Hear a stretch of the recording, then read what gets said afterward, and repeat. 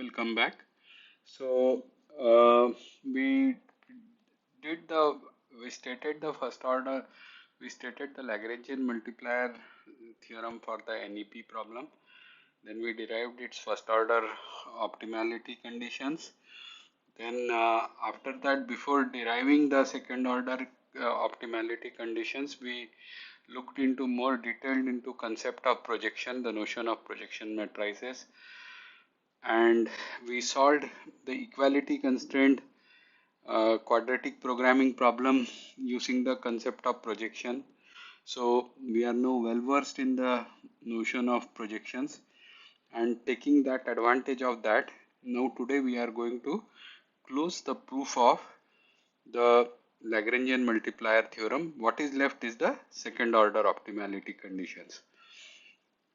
Uh, I'll just do a brief recap as we progress. First of all, the Lagrangian multiplier conditions that we are discussing right now are necessary conditions. What is our NEP problem that I called a nonlinear equality constraint programming problem that I call is, it is minimize f of x subject to m equality constraints h1 x equal to 0 up to hmx is equal to 0, and I am taking all the functions to be twice continuously differentiable. X star is a given local point, local minimizer. That means we know that it is a local minimizer. We are only trying to find out such a local minimizer, what conditions it should satisfy. Now, Lagrangian multiplier theorem makes an additional requires additional has an additional requirement of satisfying the regularity condition, which is to say that the gradient vector of each of the constraints should be each of the constraints at x star, this m vectors should be linearly independent, so at x star. If this is not satisfied, it doesn't mean that x star is not a minimum. It's already given that in this case x star is a minimum. The point is, this theorem cannot be applied to check optimality. It will need to be checked some other way. Okay. Now, regularity causes, as we saw in the proof also last time, causes us to have a unique vector of Lagrangian multipliers called, shown as lambda 1 star, lambda 2 star up to lambda m star, such that the gradient of the Lagrangian function evaluated at x star and lambda star is 0. So this part we have already derived. And the second order condition says that this matrix, which is the Hessian of the Lagrangian function, this is the Hessian of the objective function, which is a n cross n matrix. Each of this is the Hessian of the constraint matrix, each one of the constraint matrix which is weighed by its Lagrangian multiplier, and then the cumulative sum is looked at. All of them together make a n cross n matrix of the Lagrangian function, and this matrix is positive semi-definite on the null space of the vectors, in the null space of the Jacobian matrix of the constraints at x star. We'll see more of it as we go. But this is the second thing that we need to now prove. This one we have already proved. This is what we have to prove now. Now, how do we go about proving it? Okay, so let me first of all recollect the proof, because this is a continuation of the previous proof. So I think it's a good idea to do a recap of it. So first of all, we have used a penalty function approach. So what do? Violation in the constraint whether it is positive or negative, has to be penalized. So that is why we go for penalizing, and if it is feasible h1 of x is 0, if it is feasible h2 of x is 0, and so on. So we penalize the sum h1 square of x plus h2 square of x up to hm square of x. And what is the penalty we are giving? K by 2.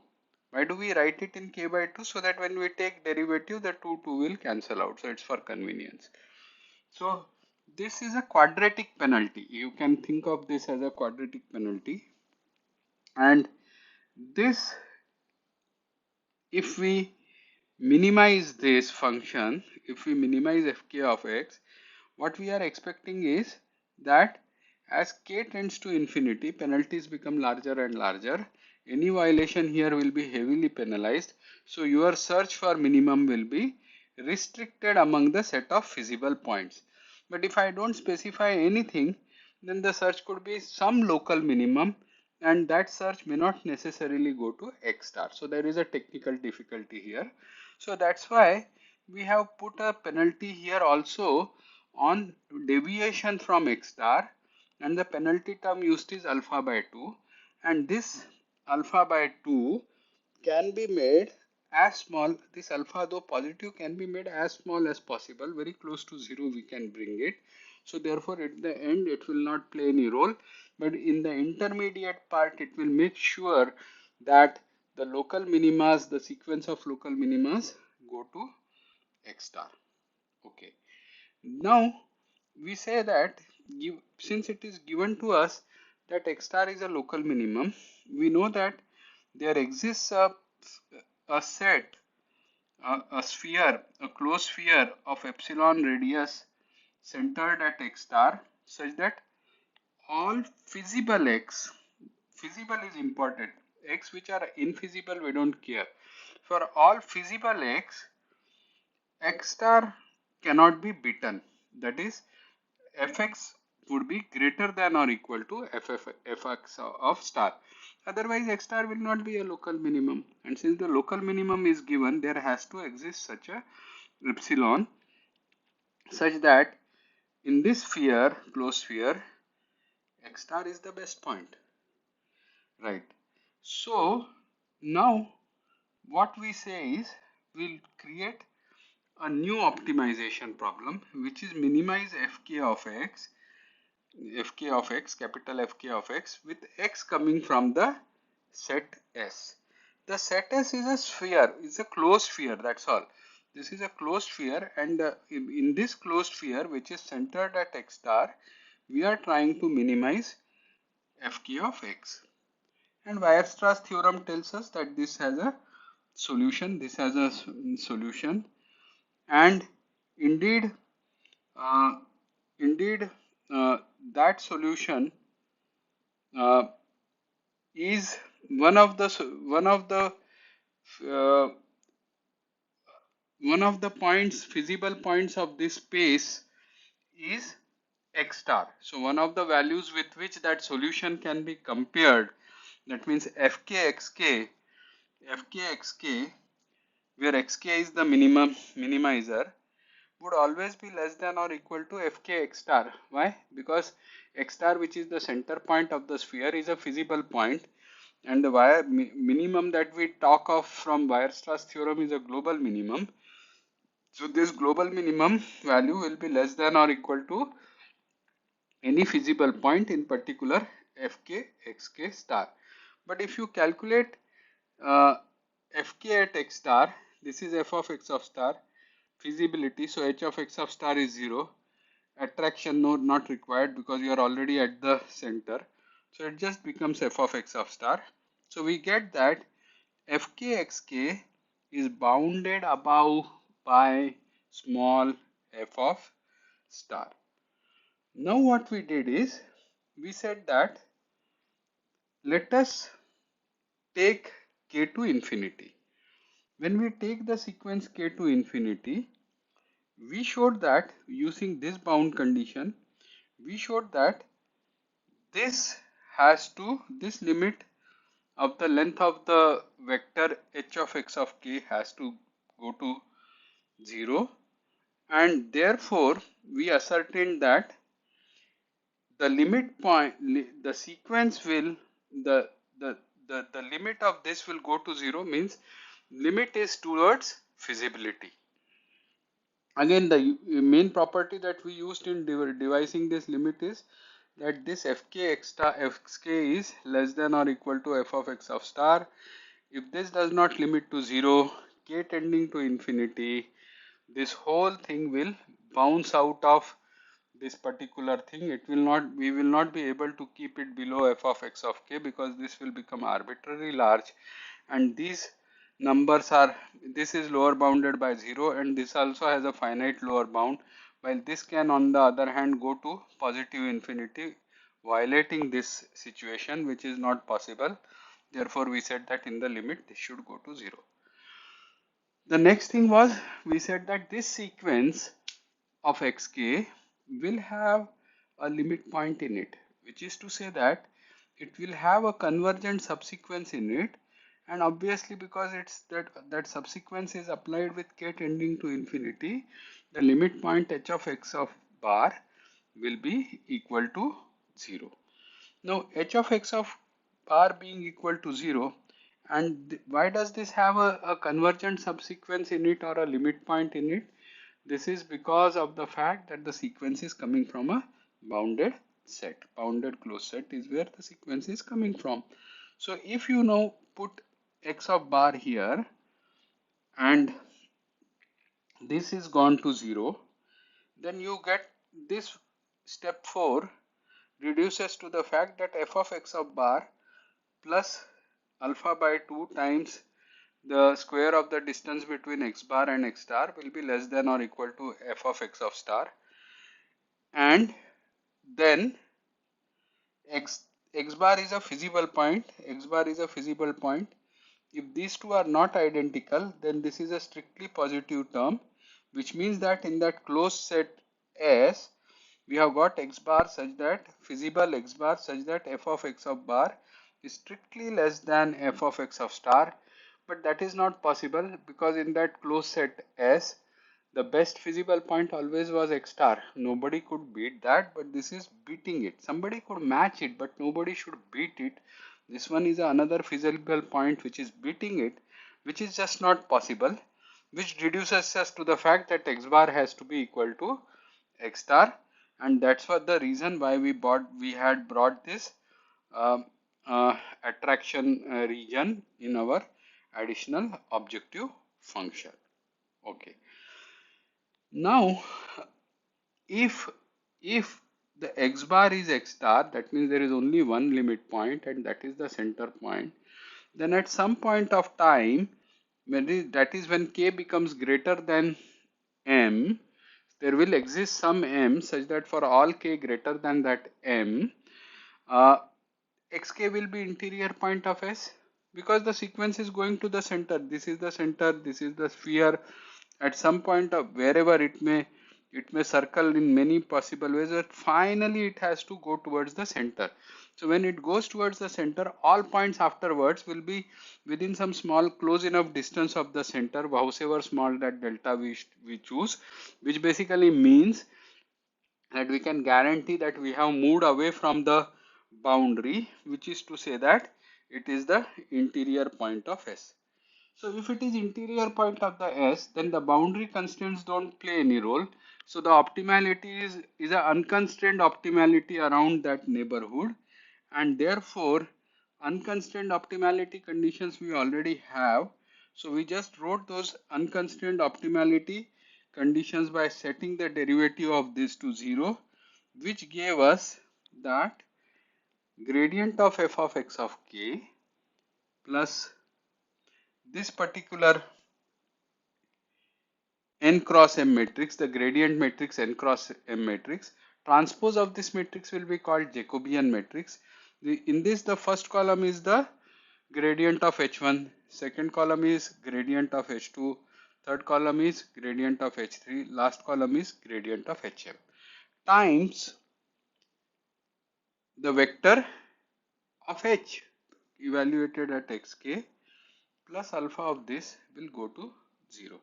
Now in the limit k tending to 0 infinity, I'm going to we showed through the steps 11 and 12, which I am just skipping now, that the k hxk will limit to vector lambda star, xk goes to x star, so therefore this goes, and this being going to x star, this goes to 0.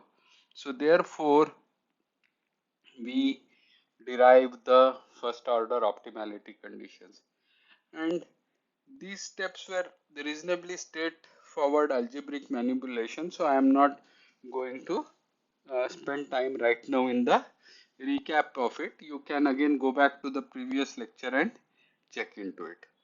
So now we have to derive the second order optimality conditions. To derive the second order optimality conditions, what we need to do, okay, what is it that we have to show? That we have to show that if y is a vector in the null space of the Jacobian matrix, which is the transpose of the gradient matrix evaluated at x star. Null space means multiply a this matrix times y will be equal to 0. And what is this matrix? This is a M cross N matrix. The first row here is the gradient of H1. The second row here is the gradient of H2, written row wise of course. And the last row here is the gradient of HM. And that's why this is written as transpose of the gradient matrix. And this is usually called as the Jacobian matrix. Now if we take Y, a non-zero vector in the null space of it, what we want to show is that this y over the Hessian of the Lagrangian function evaluated at x star has a positive semi-definite behavior. Now I think you know enough about, okay, first of all, what is this matrix? This is the Hessian matrix of F. This is the Hessian matrix of F. What is this matrix? This is the Hessian matrix of, again a n cross n matrix, Hessian matrix of constraint Hk. And like that here, each Hessian matrix of the constraint is multiplied by lambda I star. I did not write here star, I should write multiplied by lambda I star. And so it contains, Hessian basically contains the curvature information. So this curvature weighed by the Lagrangian multiplier is added to the curvature of the objective function, giving you the curvature of the Hessian of the Lagrangian function, and that should have positive semi-definite behavior on the null space of the Jacobian at H star. Or other way to say is projected Hessian matrix of the Lagrangian function on the null space of the Jacobian at x star should be positive semi-definite. So let's continue with our proof. So the first thing that I want to show you, first thing that I want to do is, we have already reached that point that xk will be an interior point of the set S, and therefore unconstrained optimality or conditions are applicable. So we use the first order optimality conditions, and then k tending to infinity we derived the first order optimality conditions of the Lagrangian multiplier theorem. So similarly, now we have to apply the second order necessary optimality conditions on second order necessary optimality conditions on the unconstrained problem, which is minimization of xk, fk, xk. And we will derive this now, but this is right now here I have written the Hessian matrix of the objective function, and it is clear that it should be clear that this has to be a positive semi-definite matrix, because if xk is a optimum of an unconstrained optimization problem which is minimizing fk xk, then the Hessian matrix of the objective function should have positive semi-definite behavior. So uh, let's first derive this. So let me first pick the what is my f of x of k, because I have to derive the Hessian, so I should start from,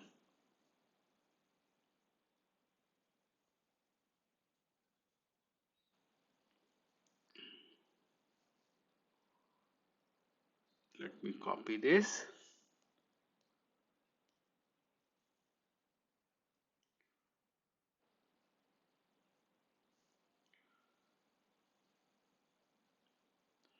and let me now write this Hessian here. So if I am looking at xi xj evaluated at x of k, then how should that look like? It will look like del square of f xi, del square of f xi xj evaluated at xk plus k by 2 of del square of xi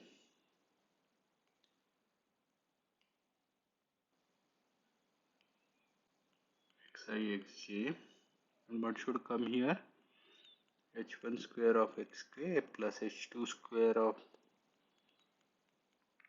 xk and hm square of xk plus alpha by 2 of this. I'll just write as the same. Okay, so when I group this as a matrix, this will become the Hessian matrix of the objective function, and this will become alpha times of I. So therefore this term and this term here in the step number 14, where I have written the Hessian of the capital FKXK, these two terms are self-explanatory. The term which requires explanation is this term second and third, which comes from expansion of this. Okay, so to understand this, what I will do is first just take some constraint. Okay, let's say just take h1 square of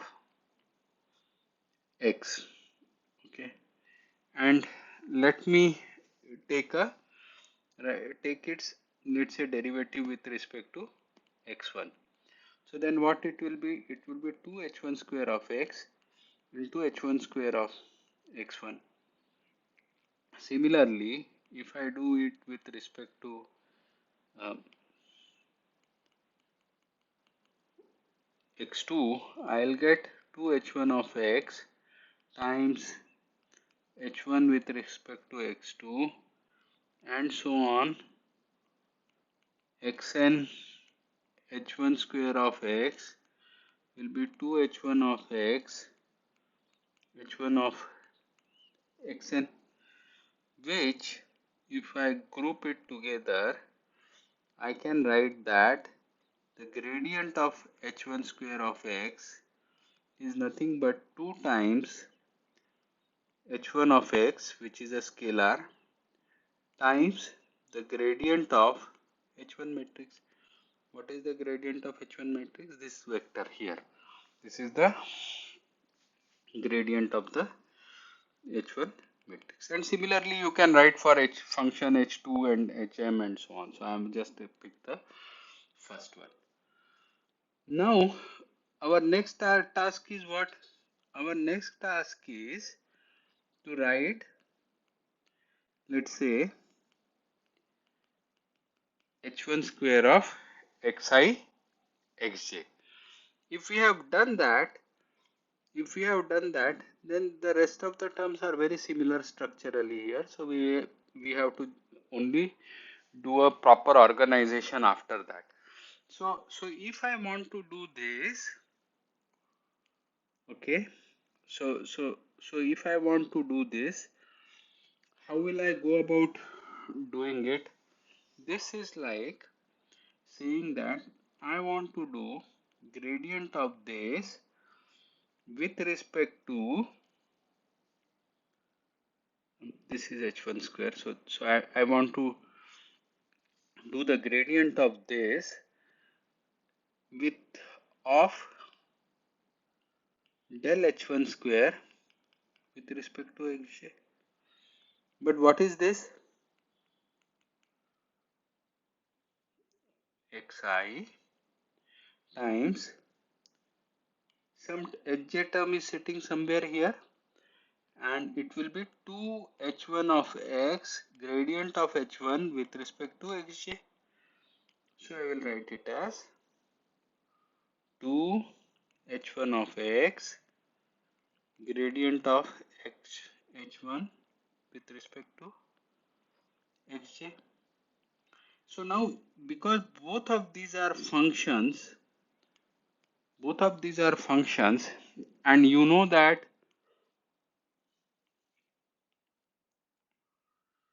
d by dx of f times of g is f dash g plus g dash of f, g dash of f. So what I will write this as 2 times of h1x with respect to xi into h1 of x with respect to xj plus h1 of x with respect to del square h1 with respect to hi xj. So now if you look at this term here, if you look at this term here for and try to put it in a matrix form, what will you get? You will get the Hessian matrix of hi, which is weighted by hi of xk. And since our objective function had sum of the squares of h1 square plus h2 square up to hm square, so therefore this summation will also be required to be done from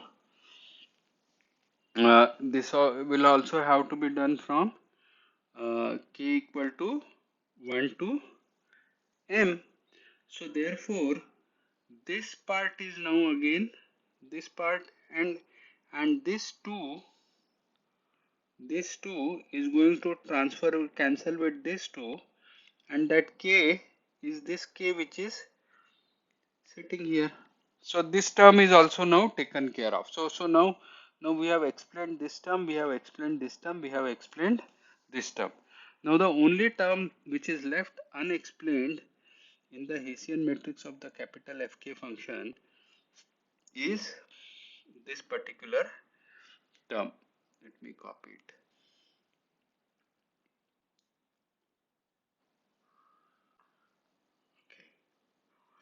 Okay.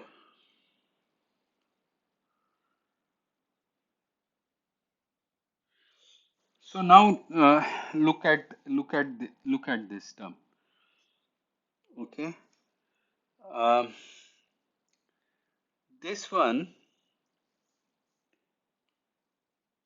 is going to so we let's organize this term as, let's look at a column vector like this: h1x plus h1x with respect to x2, h1x with respect to xn, and x1, x2 and with respect to xn. So what is this? This is a n cross 1 matrix. This is a 1 cross n matrix. This becomes n cross n matrix. Now let us say that to this matrix I multiply from here by ej which is a vector 0 0 0 1 at the jth location, and then again followed by 0 0 0, and on this side, this is Ej, I multiply it by Ei transpose. So what is Ei transpose?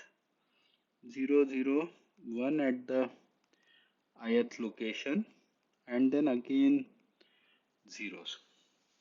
So when this one multiplies this, then since all other terms are weighed by 0, only the jth term of this row vector will be picked up, which is h1 with respect to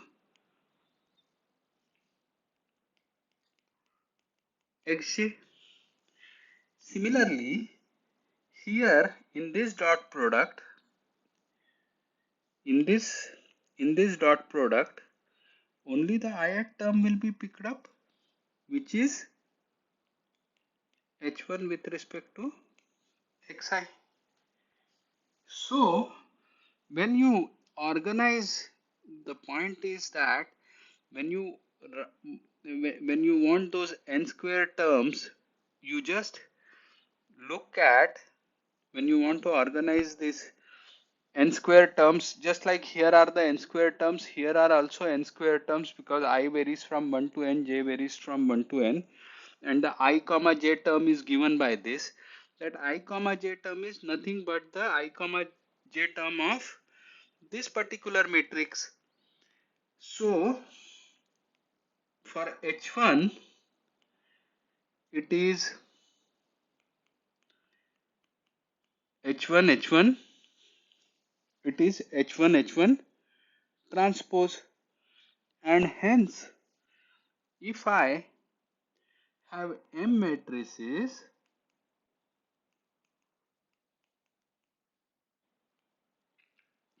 then I have to just write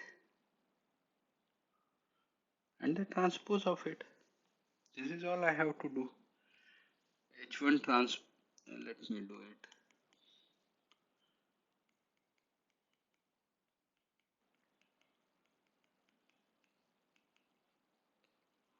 So this becomes a n cross m matrix, this becomes a m cross n matrix, and you expand it, it is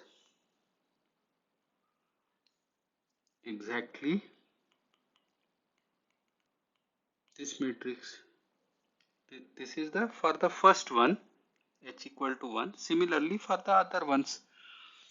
Hence the structure of this whole summation is nothing but gradient of h into gradient of H transpose. Where what is this gradient of H? It's a n cross m matrix of the gradient, which is the gradient of H matrix, is what it is.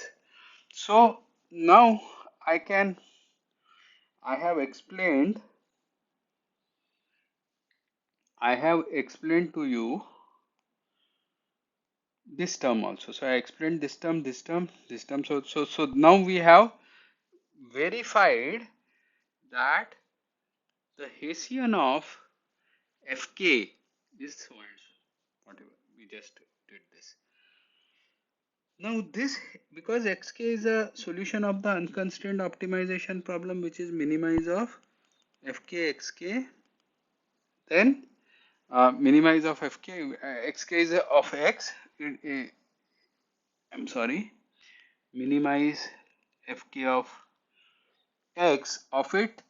Xk is a local minimum, so this matrix is going to be positive semi-definite. This is the second order necessary condition of unconstrained optimization. Okay.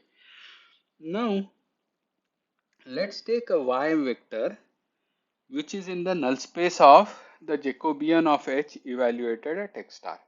This is as per our requirement of the requirement that we are trying to prove in the Lagrangian multiplier theorem, that take y from the null space of the Jacobian of the constraint matrix. So take that. Then obviously now what I am going to do is take that y and project it on the null space of,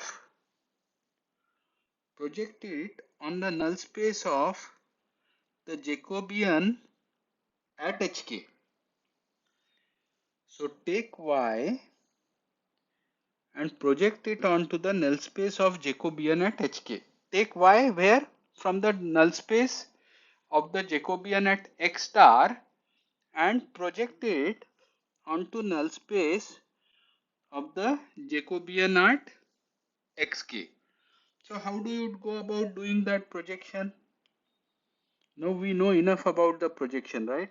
So if you recall that if I had Ax is equal to B, this is a M cross N full rank matrix, then the projection matrix which is given by AA transpose A inverse, which is a M cross M matrix, A transpose A, this is one projection matrix, and if I look at I minus P,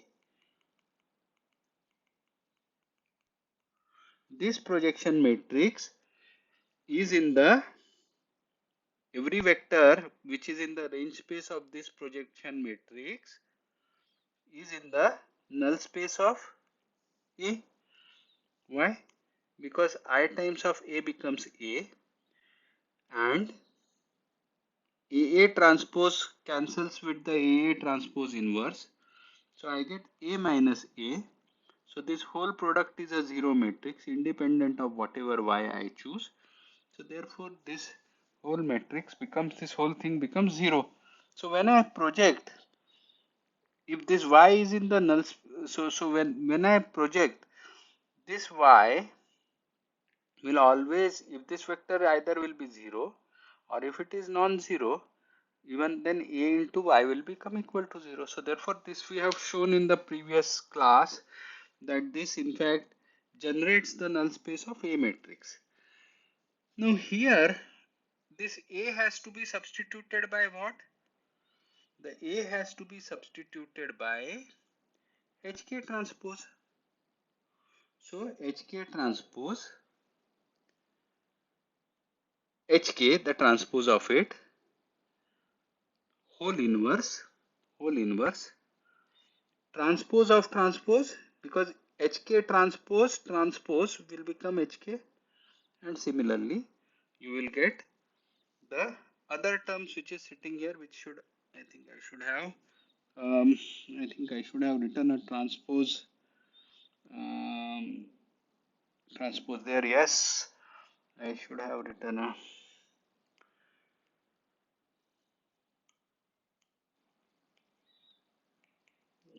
transpose there. This, so this matrix is the projection matrix onto the null space of the Jacobian of H evaluated at xk.